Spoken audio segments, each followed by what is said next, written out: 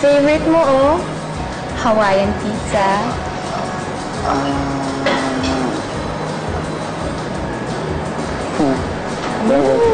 Sarap. Alam mo ba, sobrang takaw nitong si Edison. Siya laging umuubos ng natitira kong food. Siguro, namiss mo yung mga pagkain Pinoy, no? Sabi ni Edison, tourist ka daw sa France. Yes.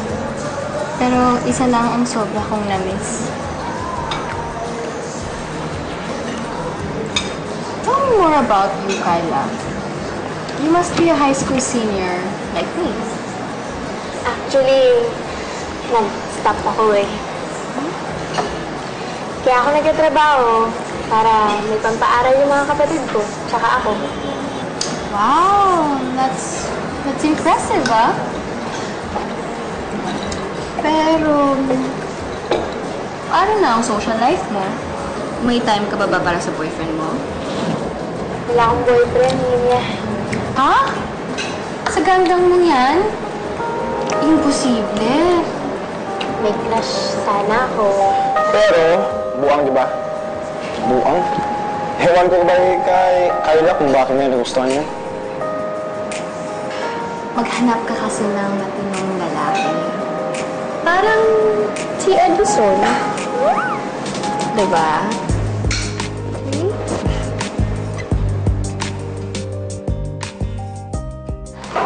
Uy! Kayla! Wait up! Oh, Mia. Bakit?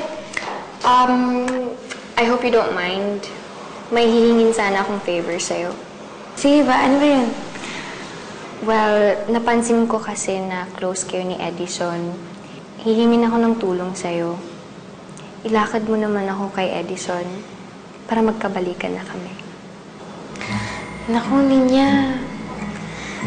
Parang hindi ata kita matutulungan sa mga ganyang bagay eh. Ano ka ba? Alam ko naman na ngayon lang tayo nagkakilala. Pero na-feel ko agad na mapagkakatiwalaan kita. Sige na, pagbigyan mo ako. Linya, ano kasi? Look, I know I messed up before when I broke Edison's heart. At pinagsisihan ko na yun. All I want is a second chance. Pero I don't have the courage. Kaya kailangan kita. Help me, okay? Ikaw lang pag-asa ko para magkabalikan kami ni Edison. Sige na.